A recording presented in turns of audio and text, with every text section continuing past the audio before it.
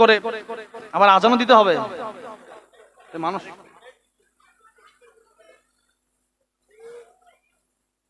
আমি এখানে আল্লামা সাঈদী রহমাতুল্লাহ আলাইহি ওনার অনেক ভক্ত আছেন, তাই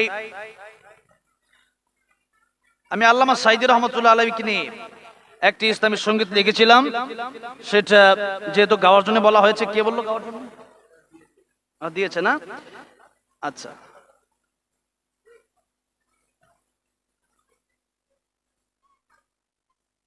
আসলে আমি লিখেছিলাম ঠিক, কিন্তু আমার গজলটা এখন পুরোপুরি মুখস্থ নেই, যার কারণে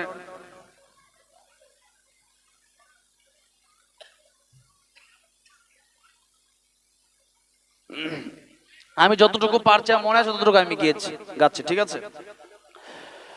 আল্লামা সাঈদী তুমি মরণী, শহীদ হয়েছ তুমি এটাই জানি। আল্লামা সাঈদী তুমি মরণী, শহীদ হয়েছ তুমি এটাই জানি।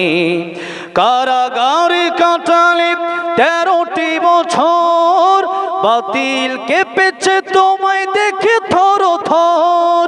তুমি যে ছিলে মোদের নয়ন মনি, শহীদ হয়েছ তুমি এটাই জানি। আল্লামা সাঈদী তুমি মরণী, শহীদ হয়েছ তুমি এটাই জানি। দেহ মাঝে যতদিন ছিল তব প্রাণ, বলেছিলে তুমি সে প্রভুরই কালাম। তাই তো ভাবি তোমায় প্রতিদিনই, শহীদ হয়েছ তুমি এটাই জানি। আল্লামা সাঈদী তুমি মরণী, শহীদ হয়েছ তুমি এটাই জানি। দেখা তো হবে না আর এই জীবনে, দেখা হবে জান্নাতে ফুল বাগানে।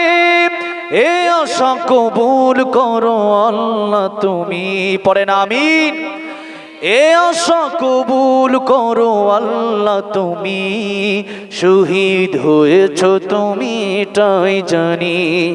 শহীদ হয়েছ তুমি এটাই জানি।